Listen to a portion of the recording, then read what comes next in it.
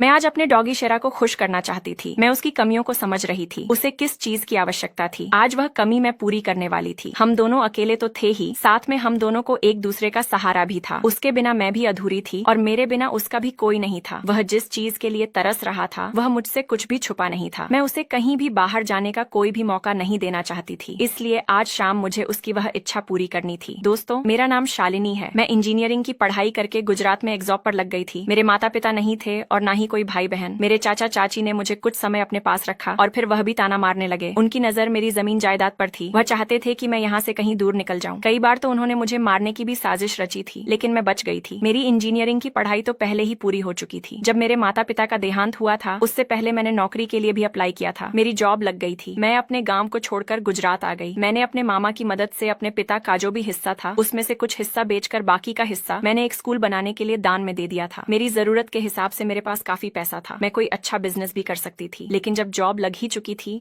तो मैंने नौकरी करना ही ठीक समझा। मैं एक किराए के कमरे में रहती थी। पैसे की भी कोई कमी नहीं थी। मेरे पास कमरे में वह हर चीज थी जो मेरी जरूरत की थी। बस कमी थी तो अकेलेपन को दूर करने की। मैं बिल्कुल अकेली रहती थी। एक दिन जब मैं पड़ोस में रहने वाली अपनी सहेली के घर गई तो वहाँ देखा वह अपने अकेलेपन में बहुत खुश थी, क्योंकि उसके पास एक बहुत अच्छी नस्ल का डॉगी था। वह भी मेरी ही तरह एक कंपनी में जॉब करती थी। सुबह शाम वह अपने डॉगी के साथ खेलने में मस्त रहती थी। उसे देखकर मेरे मन में भी यही विचार आया, क्यों ना मैं भी एक डॉगी रख लूं, कम से कम अकेलेपन का एहसास तो नहीं होगा। मैंने अपनी सहेली से कहा, अगर तुम्हें कहीं इसी तरह का कोई डॉगी मिले तो मुझे बताना। मैं उसकी जो भी कीमत होगी वह देने को तैयार हूँ। बस किसी का साथ मिल जाए जो मुझे बोर ना होने दे। मेरी उस सहेली का नाम भावना था। उसने मुझे कहा कि मेरी नजर में इसी तरह के डॉगी की नस्ल है। अभी वह बहुत छोटा है। जब माँ का दूध पीना बंद कर देगा तब मैं खुद उसे तेरे लिए लेकर आऊंगी। उसका डॉगी करीब 3 फीट ऊंचा और भारी शरीर वाला था। वह समझदार भी था। मेरी सहेली उसे कुछ छोटे मोटे कामों के लिए कहती तो वह फट से करता था, जैसे कि किसी सामान को इधर से उधर रखना। मुझे भी उसका डॉगी अच्छा लगता था। मेरे मन में भी ऐसे ही डॉगी को रखने की इच्छा थी जो समझदार भी हो। मैं अक्सर भावना के रूम जाया करती थी। उसके डॉगी से भी जान पहचान होने लग गई थी। शुरू में तो वह मुझे डराता भी था। एक बार तो वह गुर्राने की आवाज के साथ मेरे पास आया और मेरी एक टांग में लिपट गया। डर के मारे मैं तो हिल भी नहीं पा रही थी। वह मेरी टांग के साथ गंदी हरकत कर रहा था। मैंने भावना से कहा, भावना इसे दूर कर वरना ये मुझे काट डालेगा। अपनी हरकत से उसने मेरी सलवार को भी खराब कर दिया था। बड़ी मुश्किल से भावना ने उसे अलग किया। मेरी टांगों को उसने कसकर जकड़ा हुआ था। मैंने भावना से कहा, भावना इसकी हरकत देखकर ऐसा लगता है जैसे इसे भी साथी की जरूरत है। भावना उसे दूसरे कुत्तों से मिलने से भी दूर रखती थी। मुझे बड़ा अजीब लगता था कि उसे भी तो साथ की जरूरत होती होगी जो एक कुत्तियां ही पूरी कर सकती थी। लेकिन पता नहीं क्यों भावना उसे किसी भी अजनबी कुत्तों से खेलने नहीं देती थी। दिन की बात है, रविवार का दिन था। मेरी ऑफिस से भी छुट्टी थी। दिन भर कमरे में बोर हो रही थी। सोचा क्यों ना भावना के पास थोड़ी देर के लिए बातचीत करने चली जाऊं। मैंने भावना के कमरे की डोरबेल को बजाया। काफी देर तक भावना ने दरवाजा नहीं खोला। मैं काफी देर खड़ी रही और वापस आने ही वाली थी कि तभी भावना ने दरवाजा खोला। वह पसीने से तरबदर थी। उसने मुझे घबराते हुए देखा और कहा, तुम? मैं नहाने की तैयारी कर रही थी इसलिए दरवाजा नहीं खोल पाई। अंदर आ जाओ, तब तक मैं जल्दी से नहा लेती हूँ, फिर साथ बैठकर बातें करेंगे। पता नहीं क्यों वह ठीक से चल भी नहीं पा रही थी। उसका डॉगी दूसरे कमरे में था और दरवाजा बाहर से बंद था। मैंने भावना से पूछा भी कि तुम्हारा डॉगी कहाँ है? उसने कहा, मैंने उसे कमरे में बंद किया है। वह इतना खेल रहा था कि मुझे उसे कमरे में ही बंद करना ही पड़ा। वह मुझे कोई भी काम नहीं करने दे रहा था। और बता कैसे आना हुआ? वह मुझसे कहने लगी। मैंने कहा, मैं कमरे में बैठे बैठे बोर हो रही थी, सोचा क्यों ना तुम्हारे पास आकर थोड़ी गपशप भी लगाई जाए। वह मुझे कहने लगी, तू भी जल्द से जल्द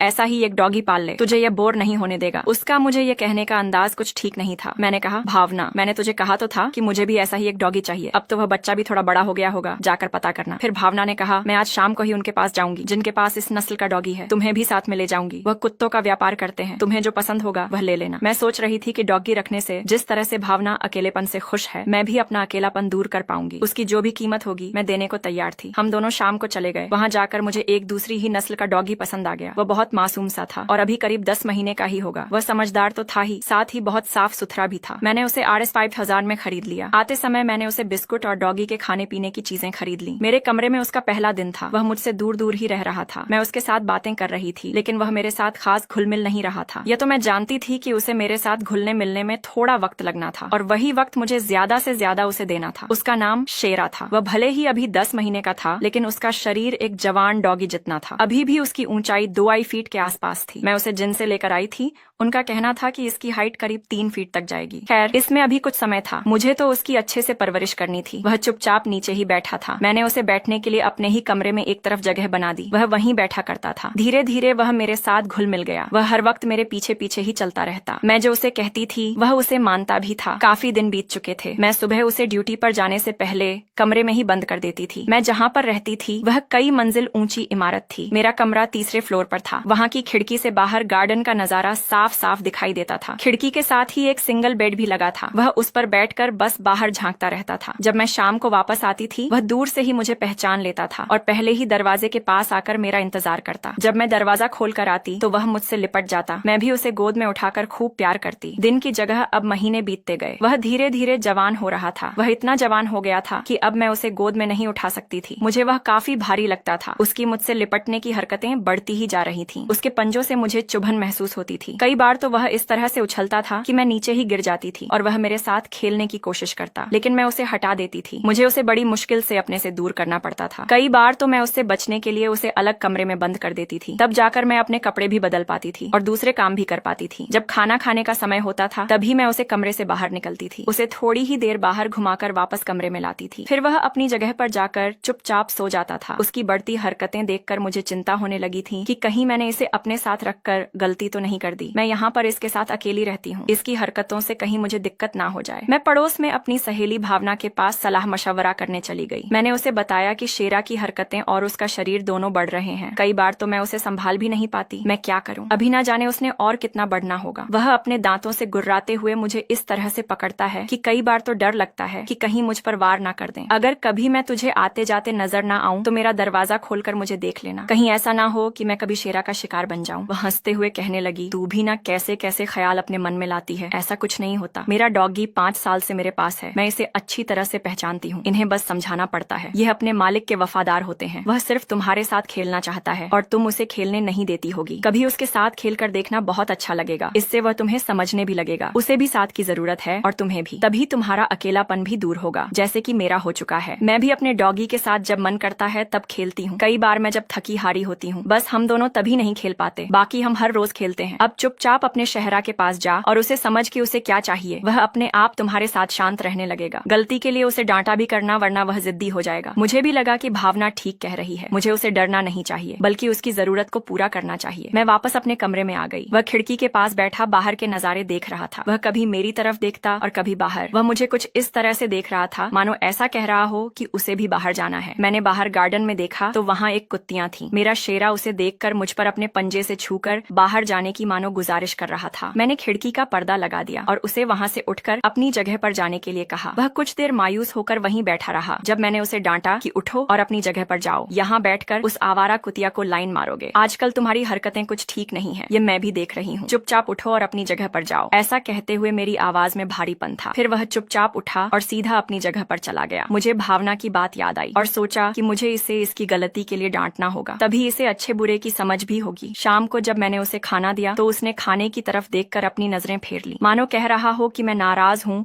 और मैं नहीं खाऊंगा। उसके बिहेव से बिल्कुल ऐसा ही लग रहा था। मैंने उसे डांट कर खिलाना भी चाहा, लेकिन वह जैसे मानने को तैयार ही नहीं था। फिर मैंने उसे प्यार से समझाया, शेरा मैं तुझे बाहर ले जाऊंगी, तू घबराता क्यों है? पहले खाना तो खा ले। मैं प्यार से उसके सिर पर हाथ फेर रही थी। उसने फिर भी खाना नहीं खाया। अभी बाहर गार्डन में वह कुत्तियां इधर उधर टहल रही थीं। मैंने उसे वहां ले जाना अब भी ठीक नहीं समझा। सोचा जब यह कुत्तियां चली जाएगी तब मैं उसे बाहर घुमाने के लिए ले जाऊंगी। उसके जाने के बाद मैं उसे बाहर घुमाने ले गई। वह उन जगहों पर चलता रहा जहाँ पर वह कुत्तियां चल रही थीं। वह उसकी स्मेल को सूंघता हुआ चल रहा था। काफी देर टहलने के बाद हम वापस आ गए। उसने वापस आने पर भी खाना नहीं खाया और वैसे ही सो गया। अगले दिन सुबह मैंने अपना नाश्ता भी किया और उसे भी ताजा खाना दिया। उसने अभी भी खाने की तरफ से अपना मुंह मोड़ लिया। मैं भी उसे डांटते हुए ऑफिस आ गई। जब भूख होगी तब खा लेना, बस खाना बर्बाद मत करना। उसने एक मासूम सी नजर से मुझे देखा था, जैसे वह कुछ मांग रहा हो। मैं ऑफिस के लिए लेट हो रही थी, इसलिए मैंने उसकी तरफ इतना गौर नहीं किया। शाम को जब मैं वापस आई मैंने देखा वह खिड़की के पास बैठा गार्डन की तरफ देख रहा है, लेकिन उसकी नजरें मुझ पर नहीं थी, बल्कि मुझसे थोड़ी ही दूरी पर एक कुत्ता और कुतिया का जोड़ा खेल रहा था। उन पर टिकी थी। वे दोनों खूब मस्ती से खेल रहे थे। मैं दरवाजा खोलकर अंदर आई, लेकिन आज वह दरवाजे पर नहीं आया, बल्कि वहीं खिड़की पर बैठा रही। आज भी उसने खाना नहीं खाया था। उसने शायद खाना ना खाकर यह जिद पकड़ ली थी कि बस उसे बाहर ले जाऊं। उस दूसरे कुत्ते की तरह वह भी उस कुतिया के साथ खेलना चाहता था। मैं उसे गौर से देख रही थी और बस यही सोच रही थी कि हम इंसान भी कितने बुरे होते हैं। इन बेजुबानों को अपने घर में दिन भर कैद करके रखते हैं और जब हमारा मन होगा तभी इन्हें घर से बाहर निकालते हैं। आखिर उनका भी तो मन करता होगा अपनी ही प्रजाति से मिलने के लिए और उनके साथ खेलने के लिए। शेरा तो भरपूर जवानी में था। मैं उसके पास गई और उसके सिर पर हाथ फेरते हुए कहा, शेर तूने खाना क्यों नहीं खाया? तू क्या बाहर उस कुतिया के साथ नहीं खेलना चाहता? अगर खेलना चाहता है तो खाना खत्म कर, तभी ले जाऊंगी, वरना नहीं। इस बार वह उठा और अपना सारा खाना खा गया। वह मेरी बात इस तरह से समझ रहा था जैसे वह कोई इंसान हो। मैंने पहली बार उसे इतनी समझदारी दिखाते हुए देखा। मैंने तो उसे खाने की तरफ इशारा करते हुए भी नहीं कहा था। मैं तो उसे देखकर उससे बात ही कर रही थी, न उसे डांटा और न ही किसी प्रकार का इशारा किया। फिर भी वह मेरी बात समझ गया और वह सारा खाना खाकर दोबारा मेरे पास आकर बैठ गया और मुझे इस तरह से देखने लगा जैसे वह अब खेलना चाहता है और उसे बाहर ले जाया जाए। मैं तो चाहती ही नहीं थी कि उसे बाहर आवारा कुतिया के चक्कर में डालूं, क्योंकि हो सकता है उसमें कोई बीमारी हो और वह मेरे शेरा को भी लग जाए। इसलिए मैं आज उसे बाहर नहीं ले जाना चाहती थी। मैंने एक काम किया, मैं रूम से बाहर आ गई। आने से पहले मैंने खिड़की के पर्दों को बंद कर दिया था और खिड़की के साथ लगे बेड को भी हटा दिया था ताकि वह मुझे ना देख सके। मैं गई और मैंने गार्डन में जाकर उस कुतिया को वहाँ से भगाया जिसके साथ एक और आवारा कुत्ता मस्ती से खेल चुका था। उस कुतिया के जाने के बाद ही मैं शेरा को लेकर बाहर गार्डन में गई। वह इधर उधर सूंघ रहा था। उसने बड़ी ताकत लगाई इधर उधर दौड़ने के लिए। मैंने जिस डोरी से उसे पकड़ा था वह मैं बड़ी मुश्किल से संभाल पा रही थी। वह तो मुझे अपने पीछे पीछे समझो घसीट ही रहा था। मैं फिर जल्दी से उसे वापस कमरे में ले आई। कमरे में आने के बाद वह फिर से मायूस सा हो गया। मुझे उस पर तरस आ रहा था। मैं समझती थी कि उसे क्या चाहिए और वह मुझे अब उसे देना ही होगा। मैंने खाना बनाया और शेरा के लिए कमरे में ले आई। मैंने उसके पंजों में अपनी कुछ सॉक्स बांधी ताकि उसके नाखून मुझे चोट ना पहुंचाएं और उसे खेलने के लिए प्रोत्साहित करने लगी। मैं उसकी पीठ पर हाथ फेर रही थी और इधर उधर उछल कूद कर रही थी ताकि वह भी मेरे साथ खेलने के लिए तैयार हो जाए। कम से कम उसे बाहर ना जाना पड़े, क्यों ना मैं ही उसके साथ खेलूं। अब वह भी खेलने के मूड में आ चुका था। उसका भारी शरीर था। वह मुझसे लिपट गया और मुझे कस कर पकड़ लिया। मैंने हल्की सी नाइटी पहन रखी थी जो बहुत मुलायम थी। उसे मेरी मुलायम नाइटी में छूकर काफी अच्छा लग रहा था। फिर मैं जब थक गई थी मैंने शेरा से कहा, शेरा तुम अब सो जाओ, हम कल फिर खेलेंगे। सचमुच वह बहुत खुश था। हम अब हर रोज सोने से पहले खूब मस्तियां किया करते थे। मैं उसे खेलने का पूरा मौका देती थी। कई बार तो वह सोने से पहले जब मैं खाना बना रही होती थी तब भी खेलने के मूड में आ जाता था, लेकिन मैं उसे रोकती थी। अब मुझे एक ऐसा साथी मिल गया था जिसके साथ मैं अपना अकेलापन दूर कर सकती थी। मैं भी बहुत खुश थी और वह भी मेरे साथ और बहुत खुश रहने लगा था। वह उस तरह से मायूस नहीं रहता था जैसे कि पहले रहा करता था। जैसे ही मैंने उसकी जरूरत को पूरा किया वह शांत रहने लगा था। उसकी अब पहले जैसी हरकतें तो बिल्कुल भी नहीं थी। उसे भी प्यार की जरूरत थी। मैंने उसका बिस्तर जिस जगह पर था वहाँ से हटा दिया था। अब मैं उसे अपने साथ अपने बेड पर ही सुलाती थी। हम दोनों एक ही बिस्तर में सोते थे क्योंकि मेरे लिए तो वह एक इंसान से कम नहीं था। अब हर रोज की तरह वह मेरे आने से पहले मुझे दरवाजे पर ही मिलता था। एक दिन शाम के समय जब मैं शेरा को गार्डन में घुमा रही थी तो अचानक से वही कुतिया शेरा को नजर आ गई जो गार्डन के दूसरी तरफ थी। शेरा ने इतनी ताकत लगाई कि मेरे हाथ से डोरी छूट गई। मैं उसके पीछे भागी लेकिन उसकी स्पीड के आगे मेरी दौड़ बहुत कम थी। वह झट से उस कुतिया के पास पहुंच गया। कुतिया तो उसके सामने एक बच्चा ही लग रही थी। मुझे डर था कि कहीं वह उस कुतिया को मार ही ना दे, लेकिन कुतिया खुद उससे डरकर सड़क की तरफ भागी। शेरा भी उसके पीछे दौड़ा। मैं उसे कभी भी गार्डन से बाहर नहीं ले जाती थी, इसलिए उसे गार्डन से बाहर की दुनिया का कुछ पता नहीं था। वह बेखौफ सड़क की तरफ दौड़ रहा था बिना इधर उधर देखे। उसे तो पता ही नहीं था कि सड़क पर गाड़ियां भी चलती हैं। कुतियां तो अक्सर बाहर ही घूमती फिरती थीं, क्योंकि वह आवारा कुतिया थी, इसलिए वह आसानी से रोड क्रॉस कर गई। लेकिन एक तेज रफ्तार गाड़ी ने शेरा को जोर की टक्कर मारी दी। शेरा ने वहीं सड़क पर मेरी आंखों के सामने तड़प तड़प कर दम तोड़ दिया। ये नजारा देख मैं बहुत घबरा गई थी। मेरा शरीर मानो जैसे मेरा रहा ही नहीं गया था। मैं एक जगह खड़ी होकर बस यह नजारा देख रही थी। मुझ में एक भी कदम आगे रखने की हिम्मत नहीं थी। बस मेरे मुंह से एक जोर की चीख निकल गई और उसके साथ ही मैं बेहोश भी हो गई। आसपास के लोग जो चल रहे हैं उन्होंने मुझे होश में लाया। मुझे ऐसा लगा जैसे मैं एक गहरी नींद से जगी थी और एक बार फिर से सड़क पर नजर डाली। अब तक तो शेरा के शरीर पर से ना जाने कितनी गाड़ियां क्रॉस हो चुकी थीं। उसका कोई भी हिस्सा सुरक्षित नहीं था। लोगों ने मेरा हौसला बढ़ाया। उनमें से एक ने कहा, तुम हिम्मत रखो, ये तो अक्सर जानवरों के साथ होता ही रहता है। वैसे भी तो वह एक कुत्ता ही था। मैं एकदम से गुस्से से आग बबूला हो गई। मैंने उसकी तरफ घूरते हुए देखा और कहा, यह सिर्फ एक कुत्ता नहीं था, ये मेरे एक बच्चे की तरह था जिसकी पूरी दुनिया सिर्फ मैं ही थी और मेरी पूरी दुनिया सिर्फ वह था जिसे मेरी आंखों के सामने